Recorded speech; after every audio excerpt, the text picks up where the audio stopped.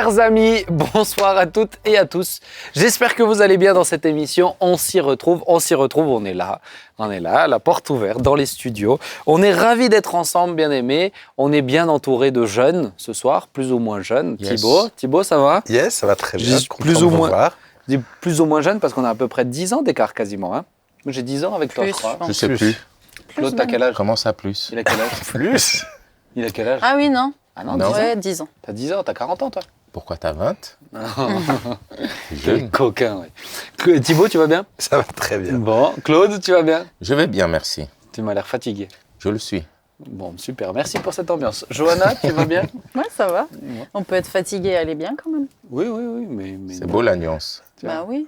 Regarde, on C'est dirait beau. que tu vas fermer tes yeux là. Tu sais qu'il y a C'est des gens. c'est chou que tu défends. Tu Claude, sais, vraiment. tu sais qu'il y a des gens sur les émissions, ils me disent, il était fatigué, Thibaut. Claude, des fois, t'es comme ça. Alors, je sais pas si c'est parce que tu t'ennuies ou parce Non, que penseur. t'es penseur. Ouais. Penseur, mais je suis avec vous, les amis. Je Ah, suis t'es avec- tout oui. Tout oui. Tout Alors, oui. Ce soir, c'est une petite émission qui va nous parler de différentes choses. C'est aussi le but des émissions. Mais vous le savez, C'est profond, en tout cas, ce que tu on nous va entendre tout à l'heure un témoignage de vie. J'essaye une fois tous les 2 mois d'avoir un témoignage de vie. Une fois une émission sans invité, une fois un témoignage de vie, une fois une émission sans invité et une fois un expert sur un sujet. C'est un peu comme ça que j'essaye de préparer les émissions. Et donc là, ce soir, c'est témoignage de vie. J'essaye témoignage de vie parce qu'il faut qu'il soit intéressant. Et ce soir, il va être très intéressant, Je confirme. très pertinent. C'est juste. C'est vrai? C'est juste. Ouais. Parce que pour le coup, volontairement, j'ai pas voulu trop le savoir en avance. J'ai entendu des bribes. Toi, tu Ah bah, connaissais? Non, pas du tout. Ah bah très bien. Oh, Voilà. c'est bien, vous allez Je vais les découvrir. Ouais, c'est bien. Enfin, j'ai entendu, j'ai ouï dire. Mais on verra, c'était bien quoi. Alors, premier sujet, faut-il chercher, je me suis dit que ça correspond un peu à ce que j'ai entendu du témoignage, faut-il chercher absolument la réconciliation avec autrui? Alors c'est une question qui peut sembler, on peut répondre par oui ou par non. Ah, pour moi, c'est un peu plus sensible que ça. Alors je vous pose la question. Pourquoi? Parce que certains affirment que le pardon n'est pas complet s'il n'y a pas réconciliation. Alors comment vous voyez la chose? Je vais commencer par toi, Joy. Est-ce que tu penses qu'il faut forcément se réconcilier? Bah, si par réconciliation, on entend restauration de la relation, Tu entends quoi par réconciliation? non, mais il faut définir les termes. Oui, mais alors, oui, c'est ça que... Très ouais. belle définition. Je l'entends Ouais, comme ça, j'avoue. j'entends... Merci. T'es fatigué, toi hein C'est Par speed, contre aussi. Ouais. c'est la caféine. Donc, pour moi, si c'est la restauration de la relation, à mon sens, c'est pas... Enfin, le pardon et la réconciliation, c'est différent. Le Seigneur nous demande et exige de nous qu'on pardonne. Oui. Pardonner si on veut être pardonné nous aussi. Mais la restauration de la relation, selon les offenses, pour moi, elle n'est pas forcément même envisageable. Mhm. Ça dépend de la relation que c'était auparavant. Donc, si tu veux juste mon avis comme ça, c'est ce que je te dirais. C'est bien. Elle est marrante. C'est bien, merci. Oh là Je sens que c'est cette émission, laborieux elle va ce être soir. longue. J'ai fatigué, mais c'est marrant. J'ai l'impression que tu penses, je pense quelque chose, mais je pense... C'était intéressant, c'était bien. Merci. Voilà. La réconciliation n'est pas nécessaire. En même temps, c'est oui ou non. La réconciliation n'est pas toujours nécessaire. Pas toujours. Je rajoute une nuance. Ah, La merci. réconciliation n'est pas toujours nécessaire. Quand elle est possible, et on va voir dans quelles conditions finalement elle est possible, c'est-à-dire quand elle est possible, oui, elle s'offre comme une option, mais souvent tout dépend de ce qu'on appelle réconciliation. Si c'est une restauration, comme elle a dit,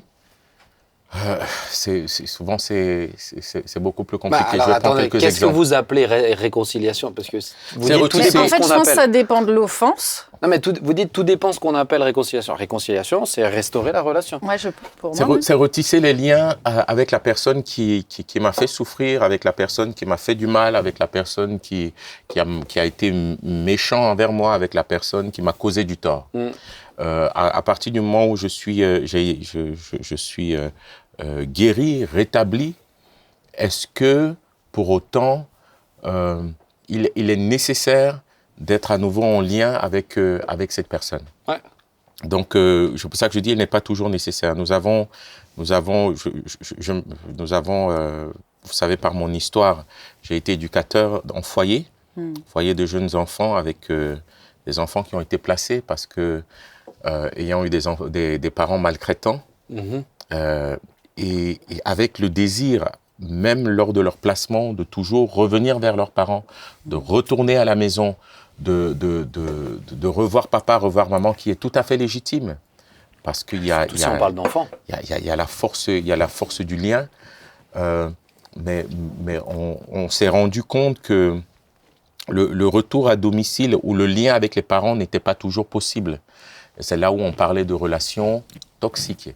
C'est-à-dire une toxicité qui fait que à chaque fois qu'ils retournaient en week-end, à chaque fois qu'il y avait le lien à nouveau avec leurs parents, c'est comme si la blessure qui était résorbée, en tout cas qui tendait à se résorber, elle s'ouvrait à nouveau parce que la personne en face n'a pas changé.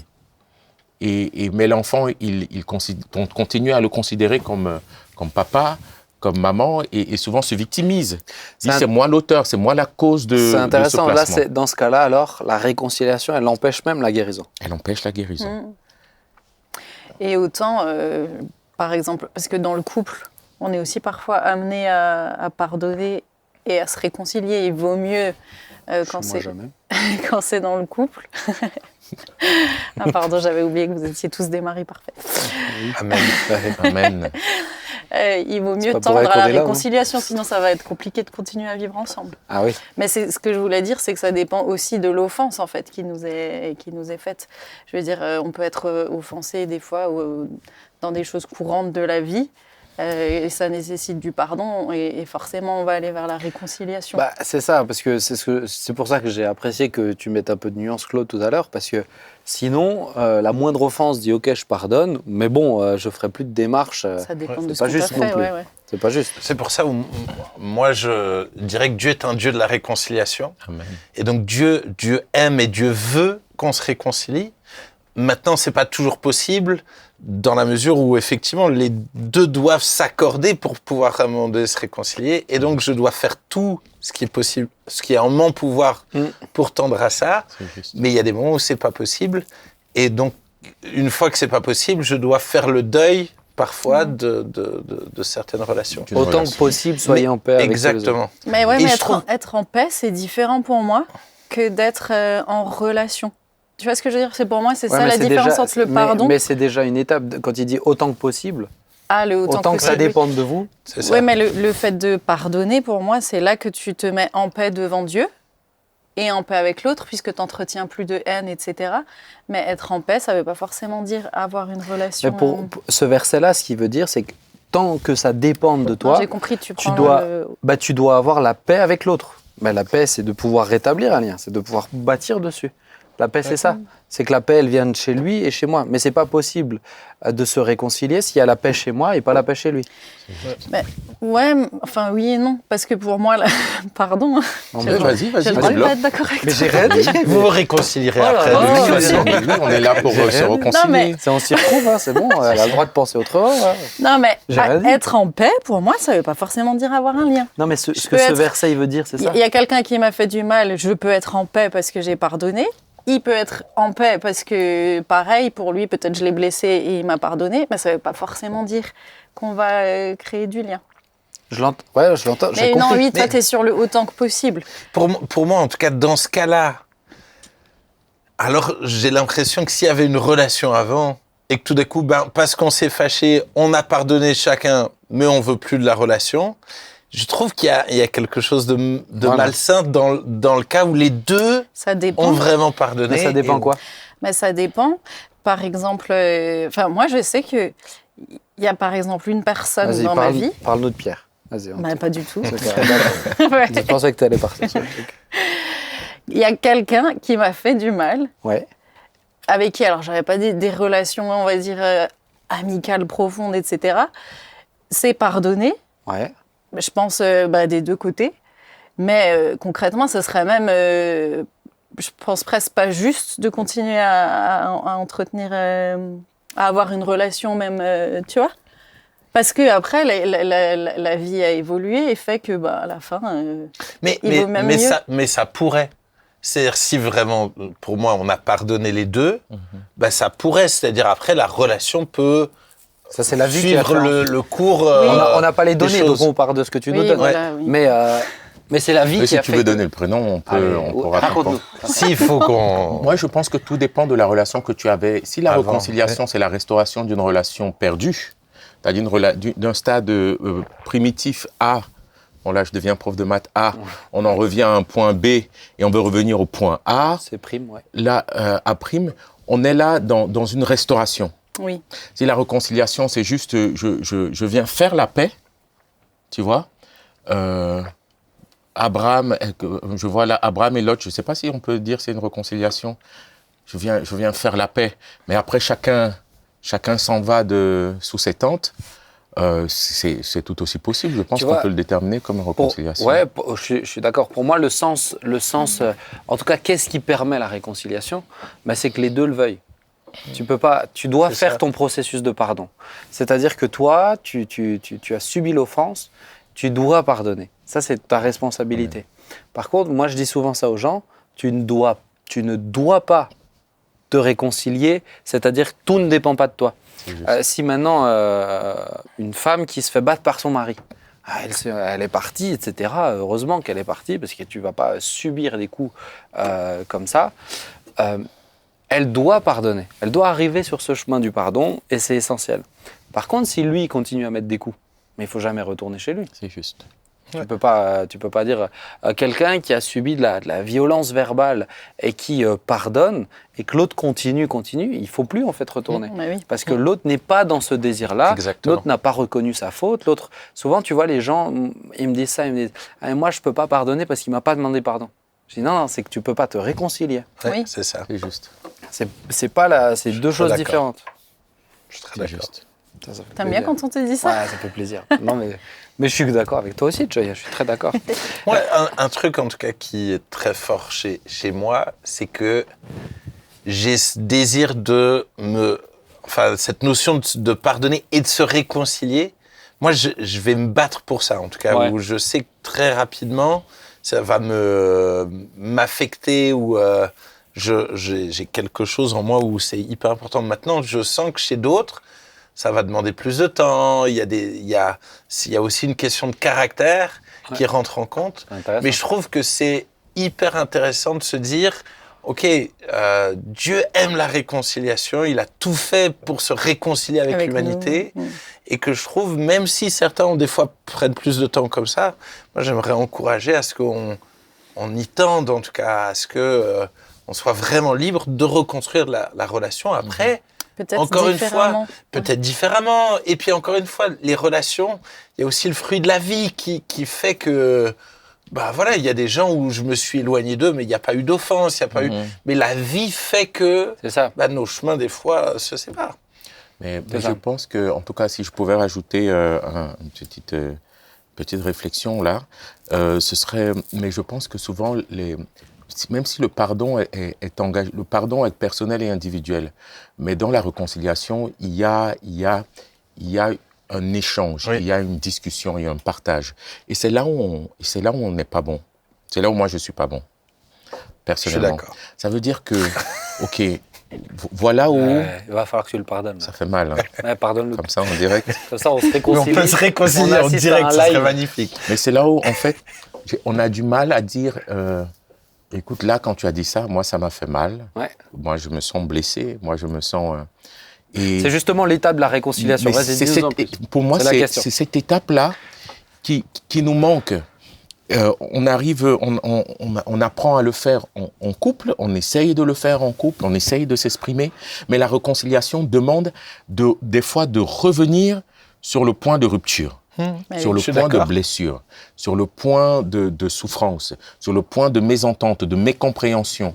Et c'est là où on a du mal, parce que... Je peux rajouter vite un petit truc, sans chercher à avoir raison. Non, voilà, c'est ça. C'est-à-dire que oui, il faut revenir dessus, mais pas comme une joute verbale où Oui. je cherche à avoir raison, mais dans le but de la réconciliation. Et surtout, Eh, dans expliquez tu as ce fait que ça, t'as ressenti. voilà ce que j'ai Ouais, c'est ça. ressenti, Ce que voilà t'as ce qui s'est vécu, passé, voilà.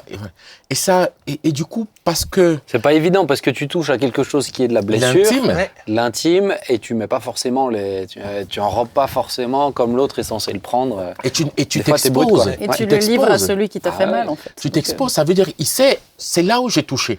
Voilà pourquoi je l'ai touché. Ça veut dire que la personne, s'il n'est pas dans une bonne disposition, il sait où revenir. Il sait comment.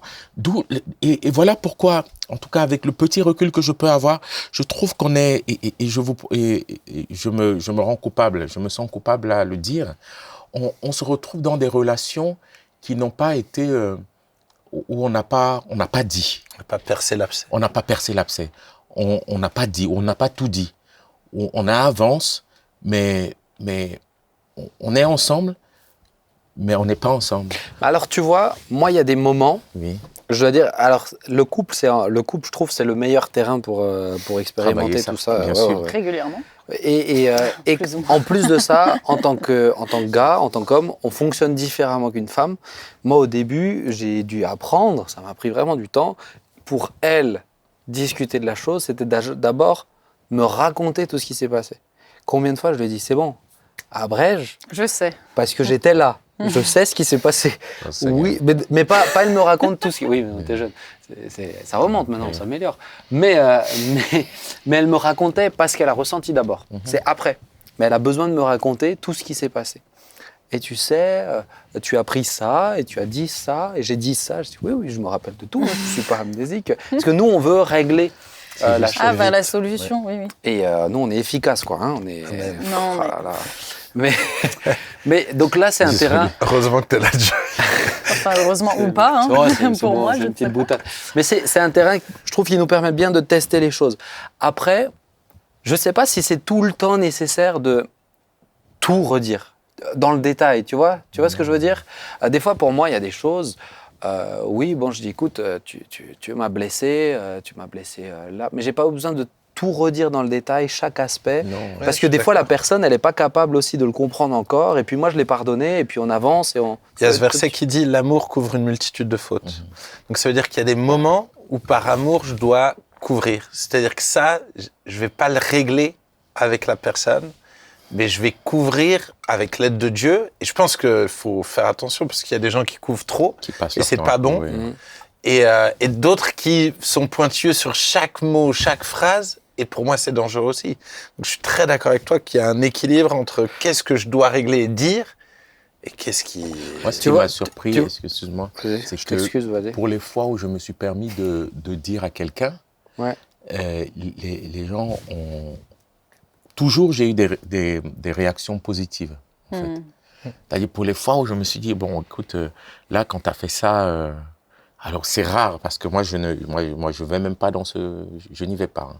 Mais les fois où je l'ai fait, je suis tombé sur des personnes qui m'ont dit « Ah ouais, Claude, c'est comme ça. Oui, mais je suis désolé, en fait, je ne pensais Ouais. pas ça. » Et c'est là où tu te dis, tu vois, même avec toi, une fois, l'une ou l'autre fois, je t'ai appelé, je t'ai dit un truc. « Ah ouais, mais Claude, je pensais pas. » Et du coup, tu te dis, Non, mais en c'était fait... toi qui m'avais blessé, c'était pas... Non, c'est toi. Non, c'était toi.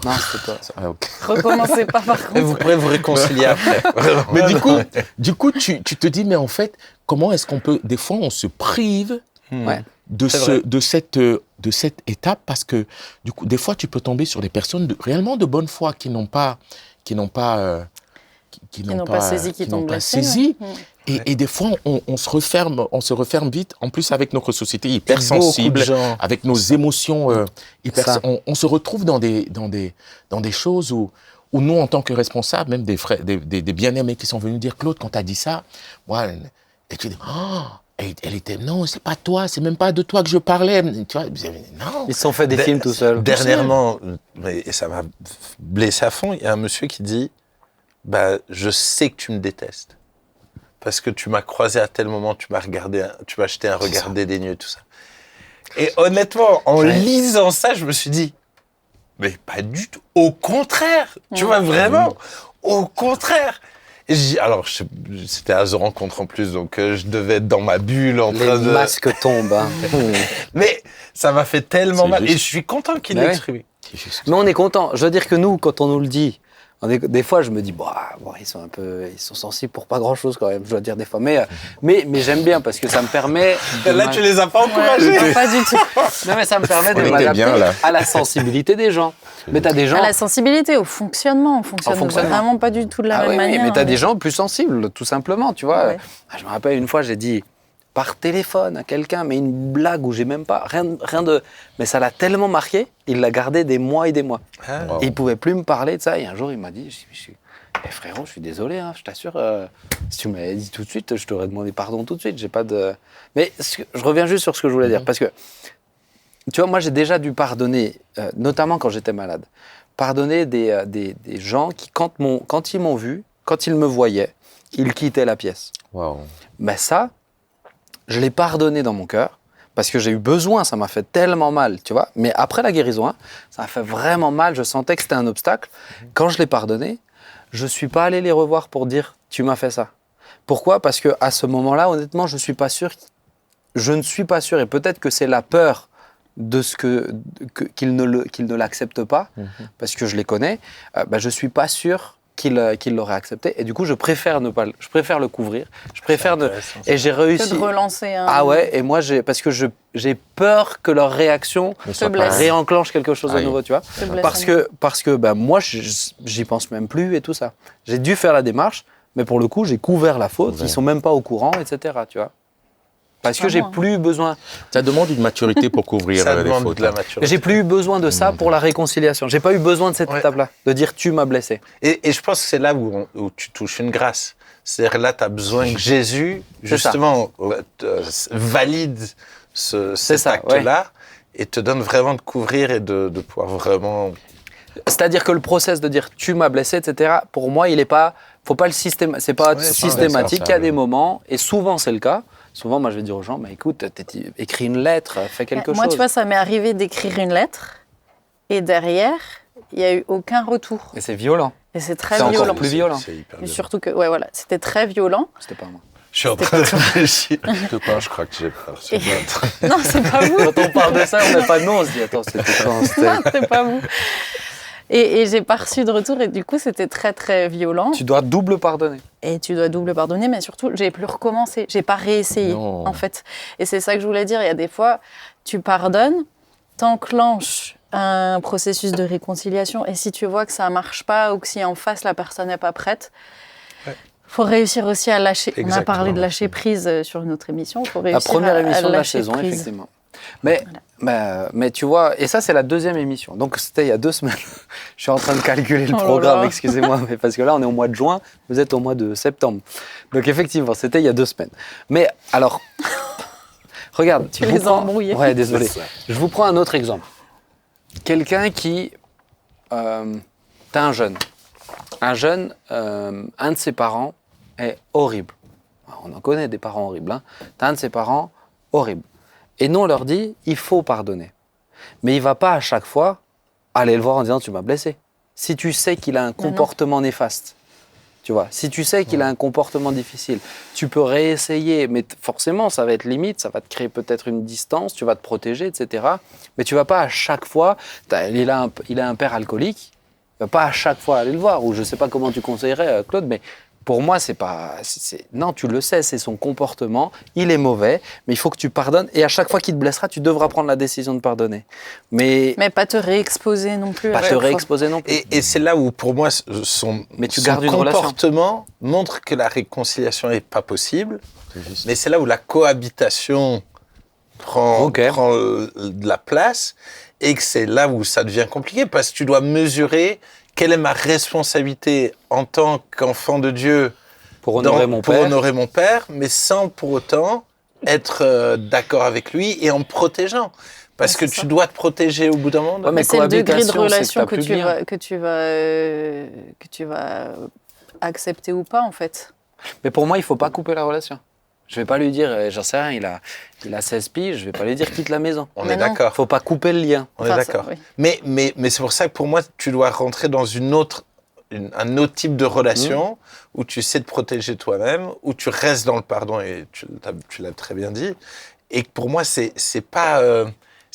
chaque situation est différente, et c'est là où l'équilibre va être différent. Et les conseiller. C'est-à-dire que Ah tu bah. prends pas une décision comme ça tout seul, il faut des Exactement. conseillers. Sinon, Je suis sinon d'accord. tout de suite, c'est ta blessure qui te émotionnel, fait réagir. Mais c'est un exercice délicat parce que c'est ça. Faut pas tout le temps se réexposer et en même temps, tu vis avec la personne. Donc, C'est les pardons les plus difficiles. Hein. Ouais. Ceux où c'est lié à un comportement actuel, c'est pas une offense passée. C'est juste. C'est les pardons les plus difficiles. Parce qu'il est quotidien, et à chaque fois, tu t'exposes et tu sais que tu t'exposes à un danger. Ouais. Parce que l'autre n'a pas changé. Et pour moi, c'est le pardon, je le disais dernièrement, mais pour moi, c'est un combat, c'est un chemin, c'est 7 fois, 70 fois chaque jour. Selon l'offense, ça va prendre du temps. Et pour moi, et d'autant plus la réconciliation, bah, c'est un chemin, c'est pas automatique C'est demain. juste. Moi, je me souviens d'une discussion avec Claude, que j'oublierai jamais de ma vie. Vous êtes déjà Ou- disputés, parce que vous êtes deux grands amis. Ouais, Ah et, oui. et puis je dirais, et il y a eu une situation très, très difficile où j'ai vraiment blessé Claude radicalement. Et un jour, on a eu cette discussion-là. Et Claude a été très vrai. Et pour moi, cette discussion a vraiment clenché quelque chose. Mais ça a été un chemin où on a dû ensuite marcher dans cette discussion, dans ce chemin de la réconciliation. et vous étiez les deux à le vouloir. Et on était C'est les vrai. deux à le vouloir. Mais même si on était les deux à le vouloir, C'était pas facile. c'était pas facile. Facile. Parce que tu Bah, dois reconstruire. Bah T'as exactement. cassé, tu dois reconstruire. Exactement. C'est Et juste. je suis content que. Mais vraiment. C'est pour dire, c'est pas facile, ça demande de la volonté, c'est un processus. Il a dit vraiment, il est d'accord. Ah oui, non, sincèrement. Il est vraiment content. ouais. Ça. On dirait pas là, mais ouais, il est content de ce qui s'est passé. Parce que j'essaye de trouver dans ma tête. Qu'est-ce que je dois dire maintenant? C'est ça. Mais c'est juste, c'est pour ça que ne nous précipitons pas. Je pense qu'il y a une maturité, il y a un âge à avoir. Quand je parle de maturité, c'est pas l'âge, c'est aujourd'hui on sait mieux faire avec nos couples. Ouais, parce qu'il y a des Aujourd'hui, années on sait mieux d'expérience. faire avec nos enfants. Et je peux pas dire aujourd'hui, même si j'avais écouté On s'y retrouve il y a de cela 17 ans quand je me suis marié, c'est pas une émission comme ça, avec tout ce que vous venez de raconter, là, que ça m'aurait aidé, vraiment. Hein. Ah, parce qu'il Tout faut- avec, non, pardon. Mais ce que je veux dire, c'est que. Ça aurait enclenché Non, mais quelque il chose fallait, quand même. bien sûr. Mais il fallait aussi que j'arrive à une dimension d'expérience, de cette théorie, que je puisse l'intérioriser, que je puisse commencer à la mettre en pratique, voir comment. C'est pour dire à tous Ouais, ceux oui. qui nous écoutent, les amis, en quelques minutes, on peut dire quelques mots là, comme ça, et dire, mais on est conscient que c'est un chemin, que ça prend du temps, mais il faut le vouloir. Le pardon est un processus, la réconciliation est un processus. Même, Et même il tu faut vois, y même entrer. dans le cadre d'adultère, on a vu des couples qui se sont Jesus. réconciliés, mais c'est à ce moment-là, c'est miraculeux. glorieux. Ouais. C'est glorieux. Tu vois ça, tu te dis, c'est glorieux, parce que tu te dis, bon, ce qui est bien le plus textuel, c'est bien ce cas-là. Mais Moi, j'aimerais bien dire quelque chose. Ah bah alors, pour vas-y. moi, dans ce cas-là, une réconciliation trop rapide, Ah, c'est pour pas moi, bon. est pas bon. non. C'est-à-dire que d'accord. pour moi, c'est là où il faut. Moi, j'aime bien cette expression, je ne sais pas si vous la comprenez, mais il faut serrer le cactus jusqu'au bout. C'est-à-dire qu'il faut que les gens comprennent l'offense. Ça fait écho à une prédication que j'ai sur fait deux à The rencontres. Rencontre, voilà. Donc si Mais- vous avez mais entre pour 15 moi- et 30 ans, Pour moi, Serrer cette le notion de serrer le cactus, c'est de comprendre la douleur, comprendre ce qui s'est réellement passé, comprendre l'enjeu, comprendre les endroits où on ne veut plus jamais aller. Et pour moi, ça prend du temps. Parce que si tu réconcilies vite, finalement, en profondeur, il y a des choses qui ne sont pas profondément c'est réglées. pas de la vraie réconciliation. Oui, exactement. Parce que pour avoir un vrai pardon, il faut d'abord pleinement mesurer, et ensuite, tu as seulement une vraie réconciliation. Serrer le cactus. Serrer le cactus. Moi, j'ai Oui, mais une il fallait autre le image. décodeur quand même pour Ça, l'image. et ça ne vient pas de moi, c'est Mel Gibson qui l'a dit. C'est Mel Gibson, voilà. Donnie Jr. Moi, j'aime bien dire que pardonner, mais il faut que je retrouve ce que je dis d'habitude. Mais... C'est toi qui le dis d'habitude? Oui, c'est vrai, mais là, je le retrouve plus exactement. Donc tu vas t'auto-citer Ouais, en oubliant la citation. non. C'est à peu près ce qui se passe, quoi. Non, mais quand tu pardonnes, c'est comme si tu fais la facture du mal qui t'a été fait et tu décides de rayer la facture. Parce que Jésus l'a payé. Oui. Tu vois? Mais il s'agit quand même de faire la facture. Oui. C'est pas juste je dis je pardonne sans avoir justement mesuré la profondeur du mal qui m'a été fait. C'est pas minimiser le mal qui a été fait. C'est tu me regardes comme Non, mais si je pensais c'était- que la citation venait sur la réconciliation. C'est pour ça que j'attendais la suite. Ah, c'était sur ça. Sur faire la facture. La facture, c'était la D'accord. facture. Ah, c'est une Tu es bonne toujours sur ta citation. Normalement, ils sont courts. Je explique ma citation. Ah, tu expliques. ok. Ah, Je crois elle que se c'était. cite, elle explique. Je crois que C'était pas une c'était une citation, c'était une image. Non, Ah, mais c'est pardon. juste- L'image mais de c'est la une belle image. facture. Oui. Facture, ça veut dire que tu vois ce qui a été dépensé, le mal qui a été fait, et tu tires un trait dessus, tu mets c'est acquitté parce que Jésus l'a payé. Mais ça veut pas dire, c'est pas page blanche, quoi. C'est Tu vois. ça. Tu le mesures quand même, effectivement. C'est beau. Mesure. D'où le fait de dire la réconciliation, ça doit pas être précipité.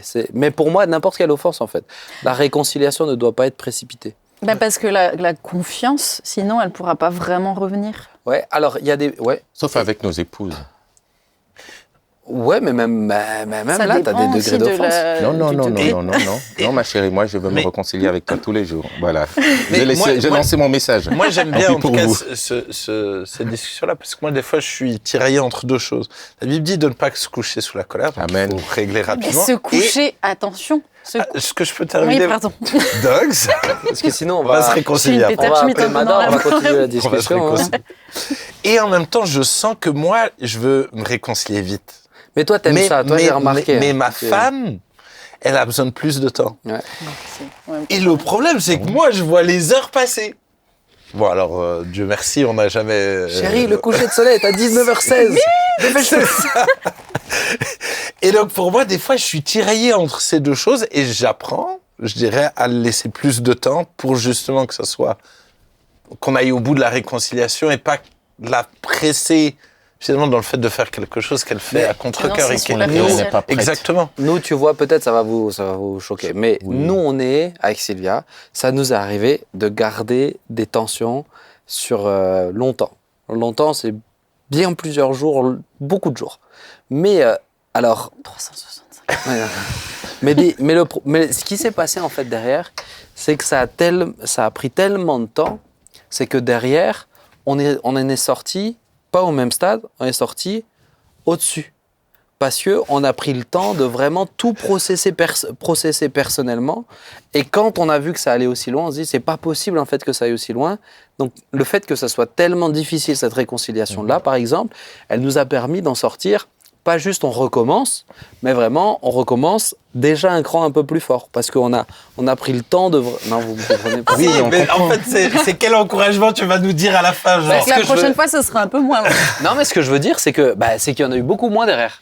Toi, tu as une grosse tension comme ça, tu la manges pendant longtemps, tu en as beaucoup plus. Pour vous, ça a été un effet de déclic Exactement. et de travail Toi, d'introspection. voilà, il faut qu'on reste ensemble. Non, mais c'est ça, hein. Oui, mais c'est ça. Introspection, parce que C'est ça, pendant ça a ce pris du temps, temps. tu ne règles pas avec elle, tu règles en toi, C'est ça. pour que quand vous revenez, tu saches ce qui a déconné Mais en il faut toi. être dans le Mais bon toi, Excusez-moi c'est processus. beaucoup comme ça. Pardon. Toi, t'es t'as ce genre-là, ce genre de. Oui, mais ma réaction-là femme aussi. n'est pas comme ça, donc elle m'a appris avant que je ne dorme. Ouais, mais t'es pas dans il faut être dans le bon processus parce que si tu laisses passer le temps et que tu continues de ruminer, il faut pas être dans la rumination. Alors, faut être dans. D'abord, on y est, après, on sort petit à petit. Parce que moi, je veux revenir sur cette histoire de Coucher. ne pas se coucher sur sa colère. Oui. C'est un verset, c'est pas Est-ce que c'est oui, c'est une citation de la Bible. Oui, oui. Donc, j'ai le droit de dire Vas-y, citation. vas-y. Est-ce que Après, c'est on va faire le témoignage. justement ne pas se coucher sur sa colère? Est-ce que c'est ne pas la laisser grandir en nous et laisser ne pas cacher, mettre un couvercle sur la colère? Ou est-ce que c'est ne pas se laisser le soleil se coucher avant d'avoir réglé les choses? Moi, je le lis assez littéralement. Moi, je le lis qu'effectivement, ça veut dire qu'il faut se pardonner avant Avant d'aller se coucher. d'aller se coucher. Ça, c'est Eh mais si- ma lecture. Après, Tout dépend du selon, fuseau horaire. selon Benjamin, Non, mais ça honnêtement- peut durer des jours et des jours. Non, mais et puis t'as eu des. Nous, au début, on a vraiment beaucoup galéré. Je le dis souvent, on a beaucoup galéré. T'as des choses, tu les règles pas en une soirée. Ouais, C'est vrai aussi. T'as des choses, tu Et les moi- règles pas en une soirée. Ah, pardon. Tu peux, t'es ma Ah soeur. oui. T'es Non. beaucoup tactile aujourd'hui. Avec mon frère. Mais oui, bien Mais sûr. Ça nous rassure. moi, je sais que. ouais, Selon non. les régions, ça peut être Mais mal moi, c'est vrai que interprété, j'arrive pas à dormir si je suis fâchée avec mon mari. ça. Oui, mais Mais ça, lui, c'est il très peut. féminin. Mais Ça, c'est c'est Mais très lui, il féminin. peut, hein. Moi, j'ai envie de le réveiller. Hein. Ça, c'est féminin. Ma Moi, je femme, peux elle me me coucher, réveillait. Elle me réveillait, vraiment. Elle l'imagine insistait, bien il faut faire qu'on ça. puisse, faut qu'on puisse discuter. Et après, à un moment donné, tu as envie de dormir, tu sais qu'il faut discuter. Hein. Voilà, tu prends au jeu. Allons-y. Et selon C'est ta une bonne motivation. Et selon ta Et disponibilité. ça fait pas régler les choses. Pardon? Si t'es pas bien motivé, Oui, ça non, fait pas régler. mais je trouve que, moi, je trouve intéressant cet échange parce que le lendemain, quand vous vous réveillez, c'est plus le T'es pas problème, pareil, c'est plus le ouais. même problème du Oui, soir. c'est Hein. vrai. C'est C'est plus le vrai. problème qui a débarrassé le lave-vaisselle. Hein. Mais non, on se dispute pas Là- pour ça. là- Tu te disputes pour ça, toi. Pardon. Pourquoi C'était un exemple. J'ai acheté un lave-vaisselle. Donc, Non, mais qui l'a vidé ou qui l'a rempli. voilà, ce n'est plus le même. On est dans autre chose parce qu'entre-temps, c'est comme accumuler quelque chose qui est Ça quelque chose remonte. Oui. de malsain. Donc, je pense que c'est comme une maison. Si tu la nettoies une fois par semaine, le nettoyage, il prend plus de temps. Si tu la nettoies tous les jours, tu auras moins de salité. Saleté. Salitude. Non, de salitement. de Salutation. Salutation. Au quotidien. Mais, Voilà. mais je suis Donc- d'accord. Mais Claude, tu as À des force de trucs. parler. Il y a des choses Moi, plus dures que nous, d'autres. on n'a pas pu régler à 3h du mat, tu vas te coucher, tu bosses le lendemain. Tu as des trucs, tu peux pas les régler comme ça. Ça C'est dépend juste. de ce C'est dont ça ce il que je veux dire. s'agit, Bien c'est sûr. sûr. Mais tu parles de régler. Moi, je pense que les femmes ont besoin, les femmes, nous en avons besoin aussi, mais de parler, de dire. Et nous avons besoin d'écouter et de dire oui. Ça. Tu as raison. ma Oui, chérie. j'accueille ton sentiment. J'accepte et mon cœur reste ouvert. C'est beau, hein? Et j'ai entendu une citation d'un gars qui dit « Un homme qui demande pardon lorsqu'il a tort est un homme sage. Un homme qui demande pardon lorsqu'il n'a pas tort, lorsqu'il a raison, est un homme marié. » C'est à peu près ça.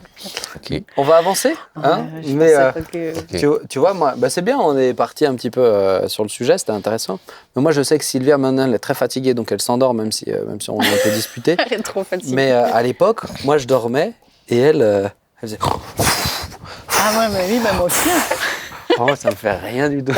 Je dors. Mais je me demande si je vais pas mis des petits coups exprès aussi pour qu'il se Bah, réveille. tu sais que ouais. moi, elle m'a déjà dit, une fois, mais quand c'était très très difficile, elle me dit, je vais quand même te dire quelque chose. La nuit, quand tu dormais, je te mettais des petits coups dans les côtes pour me soulager. Elle me frappait la nuit. Bon, ça va, j'ai jamais eu de marque. On va passer. C'est un homme battu. Chérie, Ça, je bon, elle savais. écoute, je sais pas si elle écoute. Chérie, je l'aime. Mais bien On va sûr. passer à l'émission aussi. On va passer à l'interview, effectivement. Il est Il y a de fatigué. la fatigue. J'ai le droit de Il y a dire de la que c'est la fin de la journée Ouais, de ouais, tournage. c'est la fin, C'est la fin de la on journée fait de Mais tournage. j'espère que vous êtes détendu aussi à la maison. Hein, Ouais, parce que c'est ici, ça. nous, on l'est. Hein. Buvez un Ouais. coup. J'aimerais qu'on puisse accueillir Mada, s'il vous plaît, pour le témoignage de vie. Merci. Alors, Mada, si tu peux venir avec ta belle chevelure. Ça va, Mada? Super, merci. Tu nous as écouté J'étais de derrière, tout cuit. tout de suite. On est hyper heureux de t'avoir avec nous. Merci. Alors, je ne connais pas tout à fait, comme dit en détail ton histoire. Je ne voulais pas la connaître parce que j'aime bien le côté naturel de l'émission, on s'y retrouve. Mais je me suis dit, de ce que j'ai entendu, traiter le message de la réconciliation, c'est un bon sujet aussi te concernant. Oui. Oui, eh ben alors, on va y venir. Est-ce que tu peux te présenter déjà, nous dire qui tu es, que fais-tu dans la vie, voilà. Bah donc, moi, je m'appelle Madalena, voilà. Qu'est-ce que je fais dans la vie? Je prépare un master pour être directrice des ressources humaines. Oh, Et voilà, je vous en prie. Et j'ai 29 ans. 28 ans, 29 ans. T'es de quelle année? Non, j'ai bientôt 29 ans. Je ne donnerai pas mon année. Mais voilà, qui je suis. J'ai bientôt 29 ans et t'as dit je ne donnerai pas mon âge. Tu t'es un peu cramé toute seule, mais C'est le ça, c'est- stress. ça, Le stress c'est des tout. examens. Ouais, voilà, non, ils sont finis. bon. Bravo. Alors, de quel pays, parce que ça commence par ça pour moi, c'est de ce que j'ai compris de ton histoire, alors de quel pays es-tu originaire et quel type d'enfance tu as eu? Raconte-nous un peu le début Ouais. de ton histoire. Alors moi, je suis née en Angola, donc un pays d'Afrique subsaharienne. Et l'enfance que j'ai eue, c'était une enfance plus ou moins heureuse. Parce que quand on est très très jeune, on est en tout cas heureux parce que souvent les parents, voilà, ils montrent pas forcément tout. Mais moi, j'avais une enfance où j'ai grandi surtout avec ma maman. Et on était une famille très pauvre, on n'avait pas grand-chose à vrai dire. Et j'ai été élevée par une mère qui aimait profondément le Seigneur et qui m'a toujours un peu inculqué des valeurs chrétiennes. Mais il n'en demeure pas moins qu'on n'avait pas grand-chose. On vivait dans une toute petite ville, un tout petit village, et ma mère, elle vendait 2-3 choses pour essayer de subvenir à nos besoins. Et très très vite, on s'est retrouvés à ne pas avoir vraiment de maison. Du coup, on a vécu dans une église pendant quelques années. Voilà, un peu l'enfance que j'ai eue, une enfance où je voyais d'autres enfants travailler, où moi-même, parfois, je donne un petit coup de main à ma mère pour l'aider. Et voilà, une enfance plus ou moins heureuse. Et donc, alors après, toi, tu as grandi avec ta maman. Ton père, tu l'as connu, tu l'as pas connu? Alors, j'ai connu mon papa. Je l'ai connu de très loin. C'était un homme qui faisait un peu sa vie, on va dire. Il avait des problèmes avec la boisson. Il avait vraiment des gros soucis d'alcool. Et ce qui fait que ma mère, en étant mariée avec lui, subissait vraiment beaucoup de violence conjugale. Et c'est vrai que moi, je le voyais un peu de loin. C'était quelqu'un qui, de temps en temps, un peu s'occupait de moi, du moins dans les souvenirs que j'ai. Donc, je l'ai connu, mais de très loin. Mais j'avais du mal à dire que c'était mon père. C'était celui qui m'avait engendré. Mais le terme de papa, c'était un peu compliqué, du moins à cet âge-là. Ok, et alors qu'est-ce qui s'est passé après l'église? Tu es parti ailleurs? Qu'est-ce qui est... Ouais, donc après l'église, je remets un peu le contexte. J'avais, là, quand je vous parle de ça, je suis âgée de 3-4 ans, environ 3-4 ans. J'allais peut-être même sur mes 5 ans, si je me souviens bien. Et donc, mon père, comme je l'ai dit, il avait des soucis avec l'alcool, mais il aimait aussi beaucoup les femmes. C'était quelqu'un qui aimait vraiment beaucoup les femmes, et il avait des maîtresses. Et c'est vrai que quelques temps après que j'ai vécu avec ma maman, justement dans cette église, dans cet environnement sain, mon père, en fait, il m'a déposé, caché, même, je pense, c'est plutôt le terme, chez une de ses maîtresses. Donc, pour ceux qui sont déjà allés en Afrique, d'un village à un autre, c'est 4 heures, 5 heures de trajet. Donc, et l'Angola, c'est un pays très dense. Donc, c'est vrai que ma mère, en fait, d'un coup... Mais pour quelle raison? Tu sais pour quelle raison il a fait ça? Ou parce que tu n'as pas grandi avec lui en plus? Oui, pour quelle raison? Pour embêter ma mère. Pour lui faire du mal? Voilà, c'était vraiment parce qu'il savait que pour toucher ma mère, il fallait s'en prendre à son enfant. Ok. Juste méchamment, quoi. Juste méchamment, bien que j'étais son enfant à lui aussi. Mais la soif de faire du mal à ma mère était beaucoup plus grande. Et donc, il m'a caché chez cette femme. Et cette femme, qui était une maîtresse de mon père depuis longtemps, a déversé, en fait. Quand je suis arrivée chez elle, j'étais avec mon frère. Et on a vécu chez cette femme pendant quelques temps. Et quand je parle de ça, ma mère ne sait pas où je suis. Hein. Elle me cherche, Horrible. etc. Donc, vous imaginez une femme seule en Afrique, pas mariée, et elle ne sait plus où est son enfant.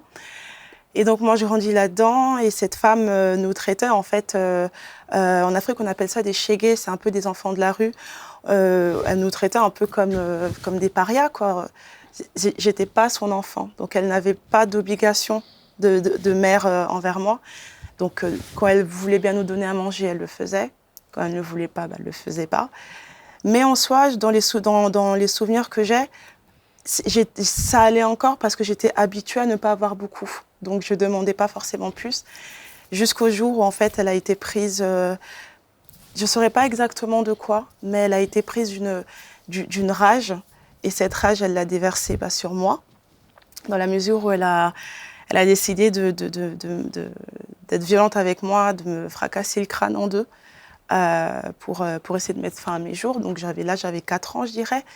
Et donc voilà, elle s'en est prise à moi. Et pendant tout ce temps, ma mère ne savait toujours pas où j'étais.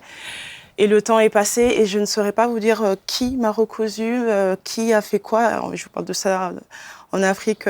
Quand on recoue quelqu'un, c'est avec les moyens du bord. Donc voilà, j'étais un peu recousue comme ça. Mais ce traumatisme est resté longtemps. Elle voulait te tuer? Oui. Elle voyait quelque chose en moi. J'étais petite. Mais il y a des choses dont on se souvient parce que ça nous marque tellement. Et je me souviens que vraiment, du regard, c'était vraiment un regard, cet enfant ne doit pas vivre, parce que je lui faisais tellement penser à ma mère, en plus je lui ressemble énormément.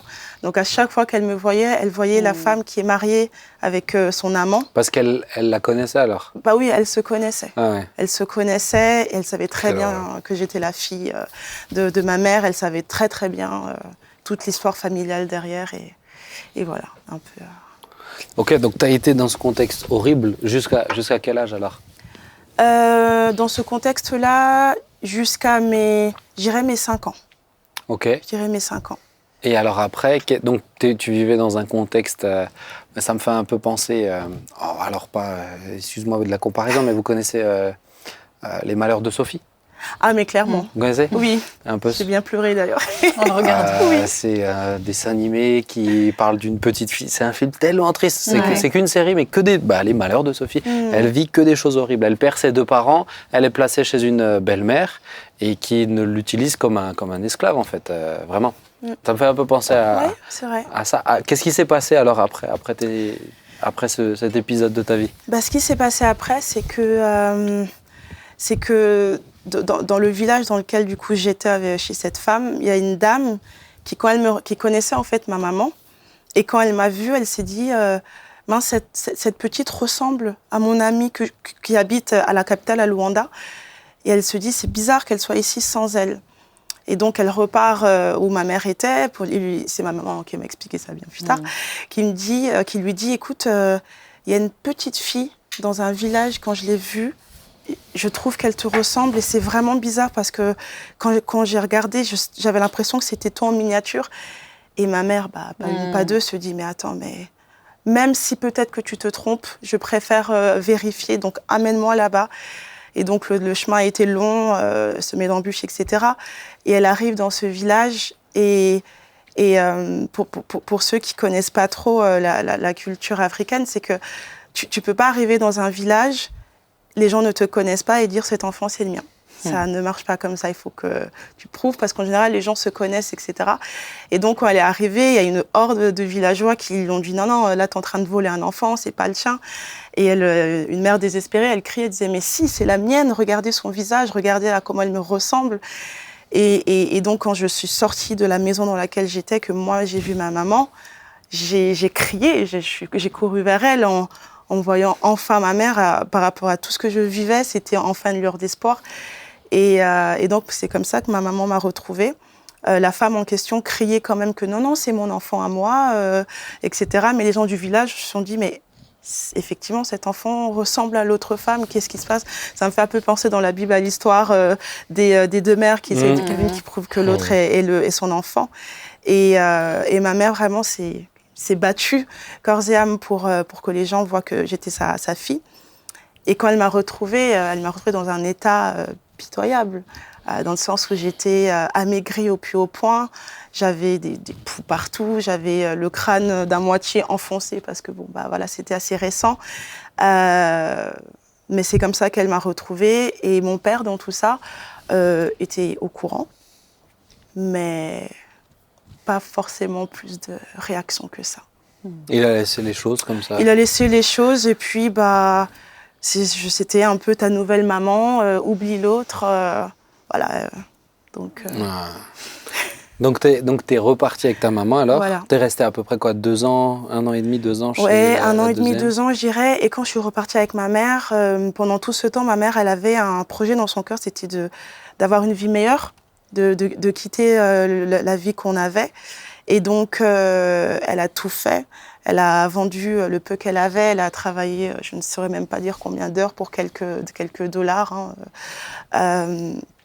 Et elle avait des amis de l'église, notamment, qui l'ont aidée. C'était vraiment une église dans laquelle ma mère a eu la grâce d'être pris en charge, et qui ils lui ont permis de lui donner des conseils, en fait, pour venir en France, parce que venir en France, c'est pas aussi simple que peut-être certaines personnes peuvent le penser. C'est très long, il y a tout un processus. Et ma mère était seule, donc peu le contexte, une femme seule, pas de mari, avec un enfant et pas d'argent et pas de passeport. Donc voilà, elle a réussi vraiment elle avait beaucoup de foi, en fait. Elle me disait, elle savait que le Seigneur la laisserait pas. Et elle s'est battue en se disant, il faut que pour cet enfant, en fait, je me batte. Et pour la petite histoire, j'ai oublié de le dire, mais elle me l'a dit un peu plus tard. Tant que ma mère ne m'avait pas retrouvée, elle n'arrivait pas à partir. Parce que pour elle, au bout d'un certain moment, elle s'est dit, mon enfant est mort, elle est là. Et donc elle m'a dit, elle s'est dit, j'ai plus d'enfant, il faut que je parte d'ici, sinon si je reste dans ce pays, qu'il me retrouve, il pourrait me tuer. Mais elle me disait plus tard qu'au fond d'elle, elle avait vraiment la conviction que tant qu'elle ne m'avait pas retrouvée, elle ne pouvait pas faire les démarches. Ça ne marchait pas. Et quand elle m'a retrouvée, les portes se sont ouvertes. De fil en aiguille, elle arrivait à avoir un passeport pour nous deux. On a à faire tout un processus administratif jusqu'à arriver du coup en France. Et t'es arrivée en France à quel âge alors? J'allais sur mes 7 ans. Je crois quelques mois plus tard, j'allais avoir 7 ans. Ok. Et alors, comment ça se passe quand tu arrives en France? Quand tu arrives en France, déjà, tu as froid. J'allais dire, t'es arrivée quel mois? Moi, je suis arrivée, si je me trompe pas, je suis arrivée au mois de mars. Ouais. Donc, je passe d'un pays où il fait super beau, etc., à un pays où il fait froid, où tout le monde a des manteaux, etc. Claude, t'es arrivé à quel âge, toi? 15 ans. 15 ans, ouais, plus tard encore. Bien sûr. Moi, j'ai des amis gabonais, ils sont arrivés en Suisse en pleine tempête de neige. Les pauvres. Ils ont cru qu'ils allaient mourir. Ils m'ont dit, mais qu'est-ce qui se passe? Ok, donc 7 ans. Donc alors on a fait un long parcours, mais je vais surtout parler de quand on était enfant. Donc on est arrivé à Nantes, dans ce qu'on appelle les FJT, les foyers de jeunes travailleurs, où pendant longtemps, tu restes dans un foyer. Et quand on est arrivé, il n'y avait plus de place dans certains foyers. Du coup, on nous a mis dans un hôpital psychiatrique avec ma maman, parce qu'il n'y avait plus de dortoir. Wow. Donc c'était soit ça, soit dormir dehors. Donc ma mère, je me souviens, elle me disait... Quand tu as vécu en Afrique et la misère, dormir dans un hôpital psychiatrique, c'est pas très très grave. Donc j'arrive petite et je dors dans un endroit où des personnes qui sont malades, etc. C'est incroyable qu'ils vous aient logé comme ça. Ouais. Bon, ça se fait plus aujourd'hui. Ah bah non. À l'époque, ça se faisait un peu. Et donc on arrive après. À l'époque, on assimilait les Africains. L'assimilation rapide. C'est terrible. Et donc après, tu passes de foyer en foyer et tu vas là où il y a de la place. Wow. Et on est arrivé dans un petit village qui s'appelle Évron. Il y a peut-être 200 habitants et j'étais la seule noire du village. Donc j'ai découvert, c'est là que j'ai compris ce que c'était le racisme, parce que je connaissais pas ça, vu que dans mon pays, il y avait pas forcément ça. Et donc ça a été quelque chose auquel j'ai été confrontée assez rapidement. Surtout dans un petit village. Dans un petit village où en plus j'avais 7 ans, mais j'ai dû être dans une classe avec les 5 ans parce qu'il n'y avait plus de place non plus. Du coup, j'étais la plus grande, la seule africaine, et je parlais pas français. Oh là, ils en ont rajouté. Quoi. Donc, mais dans ce foyer, c'était merveilleux parce qu'on était avec des personnes qui étaient aussi étrangères, mais surtout des personnes qui nous aidaient à nous assimiler à la culture française. Wow. Moi, je me souviens que c'est ma mère qui me disait, maintenant qu'on est dans ce pays, on respecte les lois de ce pays, on respecte la culture de ce pays. Et elle me disait, je ne veux pas t'entendre râler, tu fais ce qu'on te dit et tu apprends le français, il faut que tu parles français, etc. Et donc, je me voilà avec des petites mamies en train de faire des ateliers cuisine où je ne comprenais rien, mais pour apprendre la langue, faire de la poterie, des choses où en Afrique... Moi, c'était surtout manger, l'objectif de la journée. Mais là, j'ai découvert des activités et ça, c'était un peu comment j'ai grandi. Ok. Et alors, à quel moment tu as commencé à rencontrer le Seigneur? Qu'est-ce qui s'est passé? Et qu'est-ce que ça a changé dans le processus aussi? Oui, il y a encore des grammes avant. Hein. Oui, il y a encore plusieurs étapes. Moi, je les connais pas. Et moi, je les connais pas. Encore quelques épisodes. C'est toi le boss. Hein, mais je connais pas. Je t'ai dit, je connais pas l'histoire. Heureusement qu'on est là. Bah oui. Oui. Alors après ça, je raccourcis quand même certains épisodes. Et donc ma maman, on déménage, on a énormément déménagé. Ça a été dur pour moi, parce que c'était un énième arrachement, parce qu'entre déjà ton pays où tu pars, ensuite ville en ville, etc. On arrive du coup à Saint-Louis, donc pour ceux qui connaissent les Ludoviciens à côté de la frontière de Bâle. Et ma mère, elle rencontre quelqu'un. Donc, elle se remarie. Elle se remarie avec un homme qui qui en tout cas, voilà, était connu de beaucoup de personnes, très gentil, etc. Et malheureusement pour moi, c'était une apparence que cet homme avait. Je me rappellerai toujours que le jour où elle m'a présenté cet homme en me disant « Regarde, je te présente voilà, l'homme avec qui je vais me marier, etc. » Je ne saurais pas comment l'expliquer. J'avais 13 ans. J'ai ressenti comme une forte frayeur. Mais j'ai mis ça sur le dos du « T'es ado et c'est un beau-père, donc c'est le principe des ados, c'est que tu vas pas l'aimer. » Et puis voilà. Mais c'était beaucoup plus que ça. Et donc ma mère et cet homme se marient. Ils emménagent ensemble, etc. Et en fait, très rapidement, moi, je vois l'envers du décor parce que cet homme commence à avoir des mots violents à mon égard, vraiment très, très durs avec moi. Et en fait, c'est une escalade dans la mesure où ça commence par des petits mots, où t'es pas jolie, ça serait bien si avec ta mère et moi, t'es un peu en trop. Et encore une fois, je me retrouve un peu au milieu de tout ça et j'ai l'impression d'être encore une cible. Mais là, la différence, c'est que j'ai plus 4 ans, c'est que là, je suis une adolescente qui passe par une crise d'adolescence et qui est en quête d'identité, d'amour aussi, de père. Et je me retrouve avec quelqu'un qui, je pensais, aurait peut-être pu avoir ce rôle-là et en fait, pas du tout. Et donc, il s'avère que cet homme était un pervers narcissique et qui m'a prise moi pour cible. Et donc, qui m'a, de mes 13 ans à mes 19 ans, m'a violentée, alors des violences physiques, des violences verbales, des violences psychologiques, vraiment en allant très loin, surtout quand il n'y avait pas ma mère, en me disant que ma mère ne m'aimait pas, que personne ne m'aimait, que vraiment j'étais pas importante. Mais j'avais un caractère assez bien trempé, du coup je me laissais pas faire. Mais je me laissais pas faire et j'essayais tant bien que mal de continuer cette vie d'adolescente, d'aller au lycée, d'avoir des amis. Et en fait, j'allais en cours alors que quelques heures plus tard, je m'étais fait violenter. Donc, je cachais un peu les bleus, etc. avec du maquillage, ce qui fait qu'au lycée, quand je regarde les photos, j'étais surmaquillée. Et donc, ça a continué comme ça. Donc, ça a été très dur. D'autant plus, ce qui a été le plus dur en fait dans toute l'histoire, c'est qui était cet homme aux yeux de la société. C'était quelqu'un qui était chrétien et qui était évangéliste et qui donc le samedi me violentait et le dimanche il prêchait. Et donc moi j'ai grandi dans une église, j'ai grandi dans la foi chrétienne, j'ai grandi avec une femme qui était chanteuse de gospel et qui chantait et qui m'apprenait la parole de Dieu. Et je me retrouve confrontée à tout sauf ce que moi je savais de l'amour de Dieu. Ouais. Ta maman, elle était au courant? Ma mère était au courant. Ma mère était au courant, mais elle a été prise dans un tourbillon elle-même, parce qu'elle était à une époque où en fait elle était très fragile psychologiquement.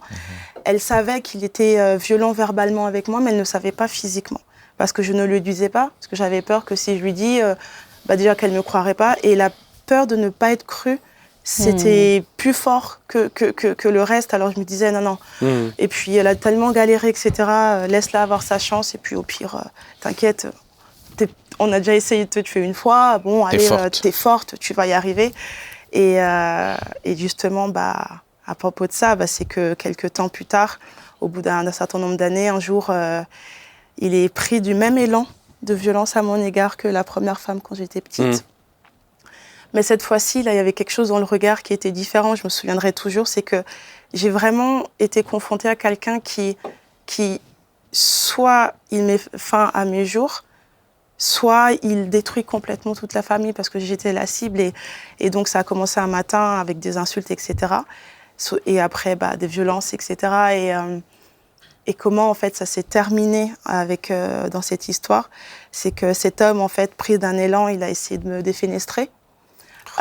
Donc, encore une fois, j'étais la cible de ce que je n'arrivais même pas finalement à comprendre, parce que c'est très difficile de comprendre pourquoi toi, pourquoi moi. Et donc, et ce qu'il faut savoir, c'est qu'il a eu un enfant avec ma maman, qui est ma petite sœur. Et pendant qu'il me faisait ça, il y avait la petite dans les bras, qui était du coup témoin de tout ça. Et cette image, en fait, c'était atroce pour moi, parce que je me disais, mais mais qu'est-ce qu'elle va garder comme traumatisme? Moi, je suis forte, j'arriverai à dépasser ça, mais elle, etc. Et donc, il a essayé de me défenestrer via une baie vitrée. Mais aujourd'hui, je sais que c'est la main de Dieu qui était tendue à ce moment-là. Mais à l'époque, j'étais en colère contre Dieu. Donc, je n'avais pas forcément fait le rapprochement. Mais je suis miraculée parce que je n'ai pas glissé en avant, j'ai glissé en arrière. Donc, je ne suis pas morte, mais j'ai toutes les cicatrices sur mon corps d'une baie vitrée qui nous éclate dessus, avec transperçant dans le corps, etc. Et je me vois encore à terre en train de regarder le ciel. Et dans ma tête, je me disais, mais il est où Dieu? Il est où? Je ne comprends pas. Depuis petite, je chante depuis petite pour le Seigneur. J'ai toujours vu ma maman prier, aimer le Seigneur. J'étais dans des chorales, j'ai grandi dans les écoles du dimanche. Enfin, j'ai vraiment... et j'ai toujours appris que Dieu ne te laissera jamais tomber, etc. Mais du coup, il est où? Qu'est-ce qui se passe? Et alors, je me rappelle, sur le sol, je me suis fait une promesse. Et j'ai parlé à Dieu, j'ai fait, écoute, vu que tu n'es pas capable de prendre soin de moi, je vais le faire par moi-même et j'y arriverai et je prendrai mes décisions parce que regarde, quand je te fais confiance, dans quelle situation je me trouve. Et donc, après, j'étais à l'hôpital, etc. Il y a eu toute une partie aussi judiciaire qui a eu lieu et avec une interdiction de rapprochement, etc. Voilà, un peu. Et alors, qu'est-ce qui se passe après on va arriver petit à petit sur la, je dirais la dernière, je sais pas toute l'histoire, mais on va avancer. Parce qu'il y a encore, hein, il y a encore. Il y a le temps. Et comment tu as rencontré le Seigneur? Qu'est-ce qui t'a amené après tant de souffrances à abdiquer et à accepter Jésus quand même? Je suis toujours émue quand je parle de ma rencontre avec le Seigneur parce que c'est une histoire d'amour en fait. C'est qu'en fait. J'étais dans cette mentalité de faire par moi-même. Donc, tu t'es blindée. Je me suis blindée. Bon, j'ai fait beaucoup d'erreurs surtout. J'ai été blessée par mes propres décisions, etc. Et je me suis promis une chose, c'est que je voudrais être avec quelqu'un qui allait prendre soin de moi et qui allait faire remplir le rôle de tous les hommes qui ont été dans ma vie et qui ne l'ont pas fait. Donc j'ai rencontré quelqu'un avec qui je suis restée presque 7 ans. Et c'était quelqu'un en qui je voyais enfin quelqu'un qui prenait soin de moi, qui était profondément gentil, avec une belle famille, etc. Et donc je me suis accrochée à ça, je me suis dit, un petit clin d'œil au Seigneur, j'ai dit, voilà, là c'est bon, j'ai tout ce que je voulais. Ça y est, j'ai réussi. Là, ça y est, j'ai réussi. Et donc j'étais dans cette relation, etc. Et donc, je passe l'histoire. Et un jour, comme ça, même quand tu t'éloignes du Seigneur et que tu es en colère, il y a toujours quelque chose en toi qui reste. Et il y avait des moments où je me disais, pourquoi je ressens ça? Je suis sûre que c'est le Seigneur, mais il faut vite que je l'étouffe parce que moi, je n'ai pas envie de lui donner raison. J'étais remplie d'orgueil, mais au plus haut point.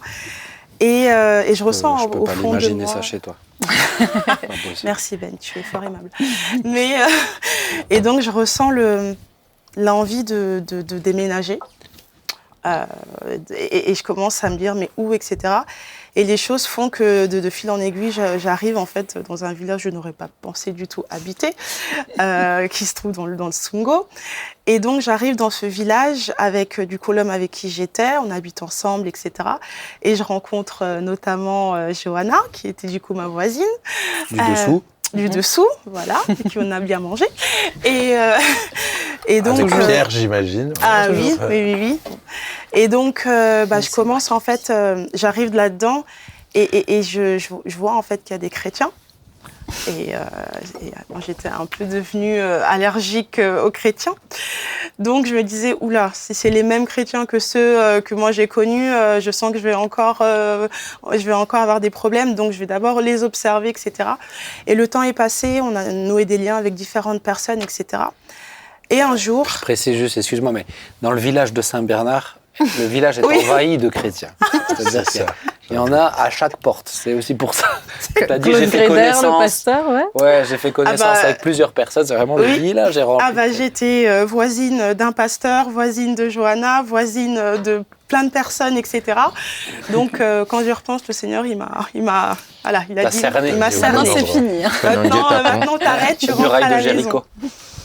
Et donc un jour, le temps, je passe encore un peu les étapes, je reçois un appel de quelqu'un de ma famille qui m'appelle et qui me dit « Ah, écoute, Mada, ton papa est décédé. » Alors, moi, je n'avais pas de relation avec mon père. Au pays. Au pays, D'accord. ouais. J'avais essayé un peu de retisser des liens, mais pour essayer de voir est-ce qu'il y aurait moyen, etc. Mais Réconciliation. ça ne s'est pas fait comme moi je l'imaginais. Et en fait, dans cette histoire, c'est là que j'ai rencontré le Seigneur. C'est un peu particulier, mais c'est le fait d'avoir entendu qu'il est décédé en voulant rentrer à la maison, en se disant bah, à telle heure je serai à la maison, et il n'est pas arrivé. Et ça a fait quelque chose en moi où ça a retenti comme rentrer à la maison. Je me suis dit mais... Et j'étais à la maison, je me souviens, c'était un mardi pour vous dire, et je ressens quelque chose en moi une profonde conviction de me dire mais madame, mais si toi maintenant tu venais à quitter ce monde, est-ce que tu sais où irait ton âme? Est-ce que tu sais qu'il y a quelqu'un en fait qui t'appelle? Et il y a eu quelque chose en moi qui s'est passé. D'un coup, je me suis rendu compte que purée, mais toutes ces années, j'étais en colère contre la mauvaise personne. J'en ai voulu à Dieu pour des erreurs faites par des hommes. Et en fait, cette phrase, je l'ai prononcée et j'ai été prise d'un profond, une profonde repentance, où je me souviens encore, je me suis mise à genoux dans cette chambre sans que personne ne me dise comment, quoi, avec les petits mots que je me souvenais de l'école du dimanche, de 3 choses que je me souvenais de la Bible. Et j'ai crié à Dieu, j'ai dit Dieu, mais je ne sais pas si tu te souviens de moi, c'est vraiment une prière un peu... je te dis, je ne sais pas si tu te souviens de moi, mais je te demande pardon parce que ce n'est pas toi qui m'as fait ce mal-là. Et moi, je me suis fait du mal, j'ai fait du mal autour de moi. Et je me rends compte que ce que je recherche dans toute ma vie, en fait, c'est toi. Et je veux rentrer à la maison, je ne veux plus, là, j'abandonne, je lâche les armes, je suis fatiguée de porter, d'être la fille forte, souriante, etc. Et si tu voulais bien me donner une deuxième chance, je crois que tu peux le faire. Et je me suis couchée cette nuit-là. Et le lendemain, quand je me suis réveillée, je savais que je savais. Je savais que j'étais rentrée à la maison parce que j'avais une paix que je ne connaissais pas. Amen. J'avais tout d'un coup, je pensais à Jésus tout le temps, alors que j'y pensais plus beaucoup. J'avais soif de parler à Dieu. J'avais envie en fait d'être avec Dieu. Et là, en moi, j'ai crié. Je me souviens, j'ai dit oh, mais je suis sauvée. Ah Jésus, tu m'as vraiment répondu à moi après tous les péchés que j'ai commis, après tout ce que j'ai fait. Après tout ce que j'ai pu dire sur toi, comment j'étais en colère, etc. Et voilà, comment... Wow. Donc ça a réveillé quelque chose chez toi. Ça a bousculé. Je crois que le réveil, c'est un euphémisme. Ça a tout bousculé. Mais alors à ce moment-là, tu es encore en couple? Oui. Avec quelqu'un depuis 7 ans? Oui. Et qu'est-ce qui se passe à ce moment-là? Là, pour le coup, moi, je connais la suite de l'histoire. Ce qui se passe à ce moment-là... Parce que tu viens de renouer avec Jésus. Oui. Ce qui se passe à ce moment-là, c'est que je l'illustre un peu comme quand on se réveille d'un profond sommeil et qu'on se réveille et qu'on se rend compte de tout ce qu'il y a autour de nous. Et c'est vrai que c'est une des premières choses que j'ai ressenties parce que, en tout cas, moi, c'est comme ça que je l'ai ressenti. Je ne connaissais pas la voix de Dieu. Je ne savais pas, j'entendais toujours des gens, mes tantes, qui disaient « Dieu m'a dit ». Mais pour moi, c'était quelque chose d'inconnu. Mais au fond de moi, j'ai ressenti quelque chose qui me disait « La relation dans laquelle tu es ne me glorifie pas ». Mais je ne savais pas d'où ça venait. Alors, première chose que j'ai pensé, je me suis dit « Oula, ça t'est en train de devenir dingue, t'entends des voix, etc., etc. » Mais ça ne me quittait pas. Et je priais et j'avais... Je précise juste pour ceux qui découvrent, mais tu es en concubinage, oui. Vous n'êtes pas mariés. On n'était pas mariés. Tout ce que la Bible dit de ne pas faire. En fait, tout ce que la Bible dit de ne pas faire. Donc, je vivais dans l'impudicité. J'étais pas du tout dans ce qui glorifie le Seigneur. Mais c'était la première fois dont j'en avais conscience. Ouais. Wow. Avant, pour moi, c'était comme tout le monde. T'aimes quelqu'un, c'est la vie normale. Et d'un coup, je vois cet homme différemment. Et je me dis, mais Dieu, il m'a sauvée, Dieu, il m'a pardonné, il m'appelle, je peux pas rester maintenant dans ça. Moi, j'ai envie d'être propre pour lui. Mais au début, pour moi, c'était pas de me séparer avec cette personne. Pour moi, c'était de me mettre en règle. Alors, j'ai essayé de forcer le destin parce que j'ai pris une Bible, j'ai racheté une Bible et j'avais vu un verset, parce que quand on est dans des situations comme ça, on adapte un peu les versets à ce qu'on voudrait. On trouve les versets. Clairement. Donc, je lisais le verset qui disait que si vous êtes déjà marié, ne quittez pas la personne avec qui vous êtes. Alors, je me suis dit, bon, techniquement, si je me marie déjà, le Seigneur ne pourra plus me demander de le quitter. Sauf que le petit mot, si vous êtes déjà marié, et en fait, j'ai essayé de négocier avec Dieu en lui disant, et je me voyais vraiment parler avec Dieu. Sauf qu'en fait, plus j'essayais de me mentir à moi-même, et puis en prenant la parole de Dieu, en parlant avec des amis aussi, des gens que le Seigneur avait mis autour de moi, je voyais que ce que moi je voulais n'allait toujours pas dans la direction de ce que le Seigneur voulait. Mais sauf que moi, je me retrouvais devant le fait de me dire, mais c'est la première fois, moi, que j'ai quelqu'un qui m'aime, qui me protège, qui est bien avec moi, etc. Dieu, tu peux pas me demander, après tout ce que j'ai vécu, de partir de ça et d'aller vers de l'inconnu. Je peux pas. Et donc, j'ai essayé comme ça pendant quelques temps. Et lui, il n'était pas du tout intéressé par la foi. Pas du tout. C'était quelqu'un qui savait que j'avais un peu un bagage chrétien, mais bon, la vie que je menais ne lui permettait pas de se dire que je suis chrétienne. Très loin de là. Donc, les automatismes que j'ai eu au début, je pense qu'il y en a beaucoup, c'est d'essayer de me dire, je vais le convertir. Ça va être moi, je sais parler, etc. Voilà. Et j'ai essayé, et ça a été en fait une catastrophe, parce que j'ai été devant un mur, sidéral. Et donc, je réessayais encore et encore de négocier avec Dieu jusqu'à un moment où, en fait, je passais beaucoup de temps dans le lieu secret avec Dieu, dans ma chambre, en fait, seule, à prier, etc. Parce que je voulais vraiment comprendre pourquoi Dieu me demandait ça. Je prenais la Bible, je parlais avec ma maman, je parlais avec beaucoup de personnes. Et jusqu'à un moment, en fait, où je sentais que le Seigneur me disait des choses, mais je ne les comprenais pas, j'arrivais pas. Et là où vraiment les choses sont devenues claires et qui m'ont permis de prendre une décision, c'est quand je suis venue au culte de célébration à la porte ouverte et que j'aspirais au baptême dans le Saint-Esprit. Et je priais, je disais, je veux comprendre quand tu me parles, je veux vraiment, cette fois-ci, je veux vraiment être à toi et être obéissante totalement, mais je comprends pas quand tu me parles. Et ce soir-là, j'ai été baptisée dans le Saint-Esprit. Et en fait, c'est à ce moment-là où tout ce que le Seigneur me disait quand je lisais la Bible, quand je regardais la situation dans laquelle j'étais, tout est devenu clair. Wow. Mais tellement clair que ça m'a donné une paix que je ne comprenais pas moi-même. Je m'en voulais presque d'être en paix, de me dire que je vais quitter quelqu'un avec qui j'allais me marier dans quelques mois, j'ai oublié de le dire, dans quelques mois, etc. Mais j'ai continué à prier et à un moment donné, j'ai dit, Seigneur, j'ai envie de t'obéir, j'ai une soif d'obéissance. Je ne comprenais pas vraiment pourquoi, mais je savais que je veux obéir à Dieu. Alors, si effectivement cette personne n'est pas celle que tu as prévue pour moi, et que je veux t'obéir, mais je te demande une seule chose, c'est de protéger son cœur, parce qu'il va faire face à une décision dont il n'avait pas connaissance, il ne voyait pas venir, et de protéger mon cœur, afin que je ne souffre pas trop. Et le Seigneur est fidèle parce que ça s'est vraiment passé comme ça. Alors, ça a été difficile. Je vais pas dire le contraire. C'est une séparation quand même. C'est une séparation. C'est annuler un mariage, annuler les invitations, se retrouver avec une robe de mariée comme ça dans les bras, voir en fait tout ce que tu as construit pendant 7 ans ne plus exister et se retrouver dans l'inconnu.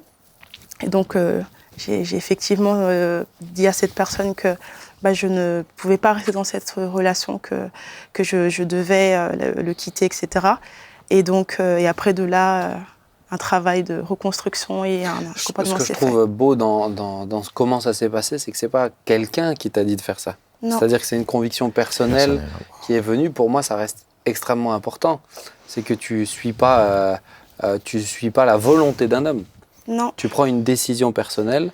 Et alors après, je sais que tu en as parlé, on en a parlé, moi je me rappelle. Je me souviens toujours de ce que tu m'as dit. Il y en a eu plusieurs qui en ont parlé. Mais moi, je dois dire, ce que je relève, c'est que dans l'intimité avec Dieu. Tu as dit dans le lieu secret. C'est ça qui reste le plus important. On arrive, le temps, on a fait des émissions de folie, là, c'est bien. Vous l'écouterez en 3 fois, les amis, l'émission. Plus besoin de faire une autre. Mais c'est extrêmement intéressant. Peut-être juste conclure, parce que là, on pourrait terminer sur une note. Ok, tu as obéi à quelque chose d'extrêmement douloureux, qui pourrait être douloureux et difficile. Maintenant, juste pour conclure, mais comment tu vis maintenant ? Comment tu te sens maintenant, malgré toutes ces blessures de l'enfance, malgré peut-être ce choix difficile par amour pour Jésus, quel est ton bilan de tous ces choix-là maintenant ? Et as-tu pardonné et t'es-tu réconcilié ? Voilà, pour relier avec la première... Il est obligé d'en Le problème, c'est que j'avais déjà préparé. Il a fait le Samuel Peter Schmidt. Il a relancé. Il est pas là, non, je vais être courte. Je suis ému. Je ressemble à mon pasteur. Pour faire court et pour faire une conclusion, ce que Claude il dit, en fait, ça fait partie de mon bilan, c'est que ça a été en plusieurs... oui. Je voulais la laisser venir toute seule, tu vois. Ah là là. C'est que ça a été, en fait, les ingrédients de ma guérison. C'est que dès lors que j'ai commencé à entretenir cette relation de confiance et d'amour avec le Seigneur, il a commencé, en fait, un travail en moi de guérison. Mais cette guérison, elle devait commencer par des blessures internes enfuies. Donc j'ai commencé déjà par pardonner mon père.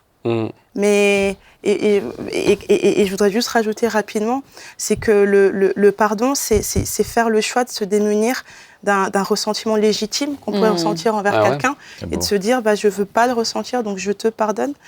J'ai pardonné à mon beau-père, j'ai pardonné cet homme parce que moi j'ai été pardonnée et j'avais soif de pardonner aussi les autres. Wow. J'ai pardonné ma mère pour les temps où j'avais l'impression qu'elle n'a pas fait son rôle de mère, parce que le Seigneur m'a permis de la voir aussi comme une femme et pas juste une mère qui passait par des moments difficiles. Et donc, toutes ces étapes, etc., m'ont permis qu'aujourd'hui, par la grâce de Dieu, comment je me sens ? Je me sens restaurée, et c'est un miracle, parce que ça fait 2 ans. Clairement. Ça fait 2 ans, et c'est un miracle. Je suis quelqu'un, une femme de Dieu qui veut juste faire ce que le Seigneur prévoit pour moi. Mais c'est des étapes. Une femme célibataire. Oh Seigneur. Je tiens à avoir tellement de trucs, tellement de Juju, tu vas devoir gérer tellement de mails et tout ça, tant pis pour toi. Ça c'est la faute à Claude. Une femme célibataire, voilà. Transformée. Il continue. Livré à domicile. Mais c'est un processus. Et vous le disiez avant, il ne faut pas vouloir aller trop vite. Il faut accepter le temps de Dieu. Il faut accepter il faut aussi accepter quand ça ne va pas. Ouais. Parce que j'ai voulu trop vite dire c'est bon, je suis guérie, Seigneur. Il est où mon mari, mon futur mari ? Tu avais un peu une phase euphorique. J'avais une phase euphorique, etc. Et après, je suis passée par un temps de désert où d'un coup, je me retrouve seule chez moi. Et le Seigneur qui me dit non, mais on va guérir, mais pas guérir en surface. Il faut aller vraiment chercher ce qu'il y a au fond, faire bien les choses. Il a guéri des blessures dont j'avais même pas connaissance. Et donc voilà, tout ce processus, le fait de servir aussi à l'Église, le fait d'être bien entouré, le fait de chercher réellement la volonté de Dieu, et ça a mené qu'aujourd'hui, oui, je peux le dire, et le Seigneur m'en est témoin, c'est que je suis vraiment heureuse. Vraiment heureuse, restaurée. Et ça se voit. Et je sais que moi, maintenant, quand il y a des gens qui passent par ce par quoi moi je suis passée, je peux leur dire, oui, moi aussi j'ai fait ça, moi aussi je suis passée par là, mais aujourd'hui, par la grâce de Dieu, ça va. Amen. C'est Dieu qui le fait. Quand le Seigneur... Et le Seigneur ne me doit pas un mari. S'il me donne un mari, c'est parce qu'il veut me bénir, mais il ne me doit rien. Non, il viendra. Et je veux juste... il t'écoute. Je veux juste l'aimer pour ce qu'il est. Ça, on n'a pas trop de doutes, je pense. Et voilà. Trop beau, trop beau. Merci, madame. Mais c'est tellement... franchement, merci. Je sais pas, moi, je suis ému, là. Hein. C'est beau, hein. Des histoires comme ça. T'es en forme, toi, hein. Pardon. T'es réveillé, vous, ça ne vous encourage pas de voir ce que le Seigneur y fait? C'est merveilleux. Moi, ce rabat-joie, bien sûr qu'on est formidable. Je suis pas rabat-joie, au contraire, j'apporte la joie, là. Je suis dans la reconnaissance. Venez, on va chanter un chant. Non, avec gloire à Dieu. Amen. Vraiment, c'est vraiment beau. Et puis, je dois dire, on le voit, on voit l'impact. On a vu la transformation aussi. Hein. Donc, c'est des témoignages desquels on peut attester du bon fruit. Amen. Voilà. En fait, Claude, il s'est réveillé, quoi. On a parlé de Marie, il a dit, vous savez, ça y est, c'est bon, je suis là. Vous savez, quand on voit ces choses-là, on doit remercier le Seigneur. Son témoignage est véritable. Tu sais quoi, Claude, on va prier et je vais te laisser prier pour remercier le Seigneur pour tout ce qu'on a dit. Amen. Et priez vraiment pour que ma Ah, sœur... mais voilà, Oh là là, c'est pas je possible. savais qu'il allait en remettre. Oh Seigneur, Je savais. have mercy. Seigneur, nous sommes tellement reconnaissants, nous sommes tellement reconnaissants, nous sommes là et nous entendons ça et je sais que beaucoup l'entendent et peuvent être incrédules et dire mais nous le savons, nous la connaissons, nous le voyons. Oui, tu es capable de transformer les cœurs, Amen. tu es capable de guérir les cœurs. Amen. Tu es capable de restaurer les cœurs, tu es capable de réparer, tu es capable de changer le mal en bien. Seigneur, tu n'es pas responsable de nos souffrances, mais tu es celui, quand le juste crie, quand le malheureux crie, Seigneur, tu l'entends et tu viens le délivrer. Voilà ce que tu as fait pour Mada. Et chacun d'entre nous, nous te disons merci. Te disons merci. Et nous prions pour tous ceux qui nous écoutent, qui sont et qui ont connu ou qui connaissent encore cette souffrance, cette douleur. Seigneur, qui ont du mal à pardonner, qui ne savent pas comment réconcilier, comment, pourquoi, de quelle manière. Seigneur, nous avons là un témoignage qui nous montre que cela est possible. Mais ce n'est pas nous qui faisons, c'est toi qui fais. Si nous te laissons faire, tu fais en nous toute cette œuvre. Et je prie que tu aides chacun de ceux qui nous ont écoutés ce soir à te laisser faire, Seigneur, infiniment au-delà de ce qu'ils pensent, de ce qu'ils croient. Nous te bénissons pour Mada, pour sa vie. Et tu es encore capable de l'emmener plus loin et de faire encore infiniment au-delà de ce que tu as déjà fait. Merci, et nous te bénissons pour nos vies. Gloire à Jésus. Amen. Amen. Amen. Eh ben, merci beaucoup, Mada, pour le courage. Chers messieurs, que Dieu vous bénisse. Et puis merci. Que les messieurs. Chers messieurs. Je parlais aux internautes. Oui, Que Mais Dieu vous dames bénisse. aussi. Que Dieu vous bénisse. Amen. Thibaut, Claude, Joy. Mais ça fait, tu dis Claude et tu me regardes moi, ça fait 2 fois que tu Bon, me fais ça allez. sur l'émission de Les ce amis, matin. passez une bonne soirée et que Dieu vous encourage par cette émission. Rendez-vous dans 2 semaines pour une super émission. ciao. Ça sera une émission, vous allez voir, on n'est pas tout à fait d'accord. Mais c'est bien aussi, c'est aussi on s'y oui. retrouve. À bientôt les amis, ciao ciao. Au revoir.